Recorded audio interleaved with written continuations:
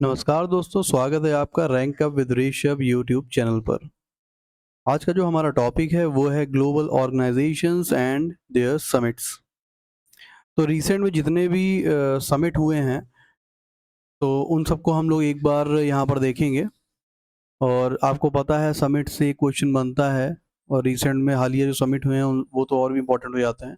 चलिए एक बार देख लेते हैं। इसमें शुरुआत करेंगे आसियान से और बाकी अदर को भी कवर करेंगे। तो आसियान 2025 मलेशिया में हुआ था। ये 46th 47th दोनों ही कोलालमपुर मलेशिया में हुए और अलग-अलग मंथ में हुए थे। तो हम लोग को सिर्फ़ ये याद रखना है कि लेटेस्ट वाला मलेशिया में हुआ है और इसका थीम था inclusivity and sustainability.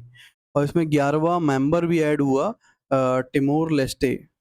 टिमोर Leste is the latest member of ASEAN. अब आसियान 2024 की बात करें तो ये तो इतना इम्पोर्टेंट है नहीं, ये टाइम निकल चुका है। आसियान कोर फैक्ट्स की बात कर लेते हैं। तो इसमें आसियान का जो एस्टेब्लिशमेंट है वो हुआ था अ, अगस्त 1967 को बैंकॉक डिक्लेरेशन से। और इसका जो सेक्रेटरीट या हेडक्वार्टर बोला जाए ये जकार्ता इंडोनेशिया में है। 11 मेंबर्स हैं और साउथ ईस्ट एशियन नेशंस इसमें सारे मेंबर होते हैं। ठीक है। अच्छा, अक्सर लोग इसमें कंफ्यूज होते हैं कि आसियान के मेंबर्स और जो हमारा है सार्क उसके मेंबर्स में। तो देखिए सार्क जो है वो साउथ के जितने भी नेशंस हैं उनका एक ग्रुप है। और जबकि जो हमारा आसियान है ये साउथ ईस्ट एशियन जितने भी नेशंस हैं उनका ग्रुप है। तो अगर आप थोड़ा सा मैप को देखेंगे तो आपको समझ में आएगा कि साउथ में और साउथ ईस्ट में जो नेशंस हैं, आप ये समझ लीजिए कि भारत के जो ईस्ट में हैं वो सारे साउथ ईस्ट वाले हैं। और इसमें साउथ वाले में भारत भी एक मेंबर है। तो इससे आपको याद रहेगा, इजीली आप एलिमिनेट कर पाएंगे। बाकी देखते हैं global organisations and their summits. जैसे कि इसमें आता है जी20। जी20 का 20वां समिट था जो कि 2025 में हुआ साउथ अफ्रीका में, और 26 में होना है ये अ, अमेरिका में, मियामी अमेरिका में। ठीक है। तो न्यू परमानेंट मेंबर जो इसमें बना है वो अफ्रीकन यूनियन है। अगर आपको याद हो 2023 जब इंडिया में ये समिट हुआ था तब अफ्रीकन यूनियन इसका मेंबर बना था। ठीक है। तो न्यूएस्ट यही है। अब जो होना है ये यूएसए होना है। इसके बाद ब्रिक्स की बात करेंगे तो ब्रिक्स में 17वां समिट जो हुआ ये हुआ ब्राज़ील में। और इसका थीम है ग्लोबल साउथ कोऑपरेशन एक्सपेंशन। इसमें कौन-कौन से देश और जुड़ गए हैं तो इजिप्ट, इथियोपिया, ईरान, यूएई ये भी इसमें जुड़ गए हैं 4, याद रखेंगे आप। और 2026 वाला ब्रिक्स का जो होना है, जैसा कि आपको पता है ये एक सीक्वेंशियल तरीके से होता है। तो 17वां वाला तो हुआ यहाँ पे ब्राज़ील में, लेकिन रशिया में ना होके अब इंडिया में होना है 18वां। ठीक है? 2026 वाला, ये आप याद रखेंगे।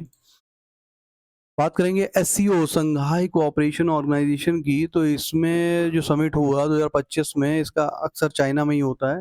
किंगडाओ चाइना में हुआ और चेयरमैनशिप हमेशा से यही करता आ रहा है, तो इसमें कुछ भी ज़्यादा याद रखने वाली चीज़ है नहीं। जी7 की बात करेंगे 51st समिट। तो अब यहाँ पर 2025 वाला जो हुआ वो अल्बर्टा कनाडा में हुआ और 2026 वाला जो होना है वो होना है यूके में। ठीक है, याद रहेगा। कोप क्लाइमेट की बात कर लेते हैं तो 30 जो हुआ, कोप 30 2025 में ये बेलेम ब्राज़ील में हुआ। इसका फोकस था अमेज़न प्रोटेक्शन। आप सोच के देखिए ब्राज़ील आपको साउथ अमेरिका में मिलेगा और अमेज़न रिवर भी साउथ अमेरिका में है, तो इसका जो फ़ोकस था वो अमेज़न प्रोटेक्शन ही था।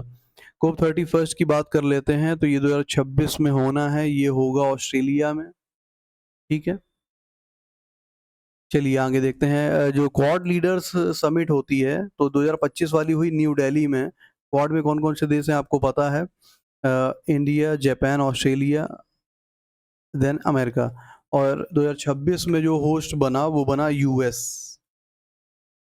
ठीक है? अब बात करते हैं CHOGM कॉमनवेल्थ। इसका मतलब होता है Commonwealth head of governments meeting. इसका फुल फॉर्म है ये 2024 वाला, चूँकि ये 2 साल में एक बार होता है, 2024 वाला 27वां था और ये हुआ था समोआ में, और जो नेक्स्ट है 2026 वाला ये होना है एंटीगुआ और बारबुडा में। तो ये आप याद रखेंगे, एंटीगुआ बारबुडा कॉमनवेल्थ में नेक्स्ट समिट यही होना है। तो ये थे सारे इम्पोर्टेंट ग्लोबल ऑर्गेनाइजेशंस एंड उनके जो अभी रिसेंट में समिट हुआ है या फिर होने वाला है।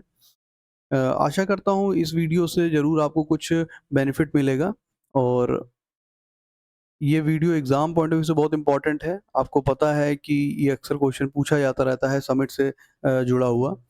तो ऐसे ही तैयारी करते रहेंगे साथ में, और मैं मिलता हूँ आपको नेक्स्ट वीडियो में। तब तक के लिए धन्यवाद।